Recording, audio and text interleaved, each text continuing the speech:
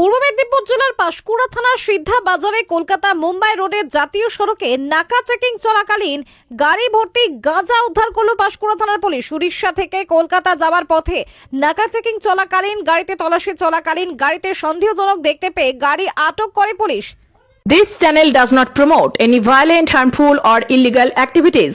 All content provided by this channel is meant for an educational purpose.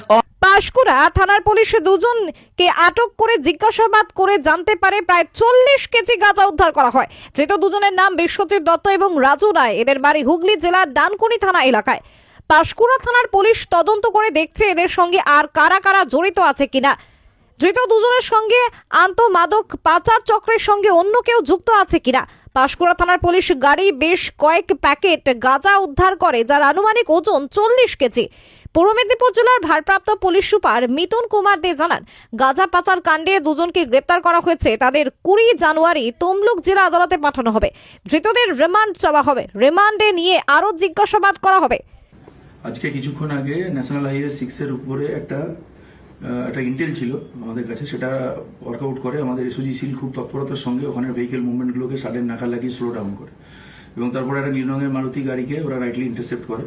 তো সেখান থেকে বিশ্বজিৎ দত্ত এবং প্রায় 40 কেজির মতো এখন পর্যন্ত যেটুকু আমরা পেয়েছি ওটা আমরা এফএসএল এ পাঠাবো। গাঁজা আমরা পেয়েছি ওখান থেকে। যে সঙ্গে আরেকজন যিনি ছিলেন ওটা রাজু রায় বলে, সে ওখান থেকে যেই বুঝতে পারলো যে কিছু একটা বিপদ আছে, তো গাড়ি থেকে নেমে একটা বাসে করে ও কোলাঘাটের দিকে চলে যায়। তারপরেও কিন্তু আমাদের এসওজির অফিসার এবং ফোর্স এরা খুব স্মার্টলি অ্যাক্ট করে এবং সিসিটিভি ফুটেজ, লোকেশন ইত্যাদি ট্র্যাক করে ওকে কোলাঘাট থেকে, ওরা সাদা রঙের সোয়েটার পরেছিল, এটা আমরা ওই ড্রাইভারের কাছ থেকে জানতে পারি গাড়ির। তো সেটা করে they could zero in on his location. তারপর আমরা ওকেও অ্যারেস্ট করি খানিকটা পরে। প্রসিজিওর মেনটেন করে ম্যাজিস্ট্রেটের প্রেজেন্সে সব ভিডিওগ্রাফির মাধ্যমে পুরো যেটা আছে এসবই মেনটেন করে এটা করা হচ্ছে। আমরা কোর্টে পাঠাবো এবং সব থেকে যেটা ইম্পর্টেন্ট হচ্ছে, এই র্যাকেটটা যেমন এর আগেও আমরা সাম্প্রতিককালে বেশ কিছু রিকভারি করেছি, আগামী দিনেও এটার একদম রুট পর্যন্ত আমরা যাব এবং পুরোটাকে ইরাডিকেট করব। জাহাঙ্গীর বাদশা রিপোর্ট, জেবি লাইভ নিউজ।